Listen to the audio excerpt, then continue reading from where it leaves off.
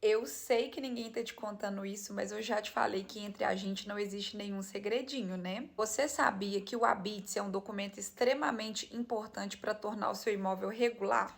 Ah, Maria, mas que documento que é esse? Eu não sei o que é Habite. Bom, o Habite é um documento emitido pela prefeitura informando que aquele seu imóvel está apto a ser usado para você morar. Ah, Maria, mas o que acontece se eu não tiver esse documento? Bom, sem o Habite, você está correndo o risco de receber multas da prefeitura, não conseguir vender o seu imóvel a preço justo, já que a documentação está irregular. Você fica impedido de fazer o inventário desse imóvel, já que também a documentação está irregular. Ah, e pode ser que você até tenha que demolir esse imóvel.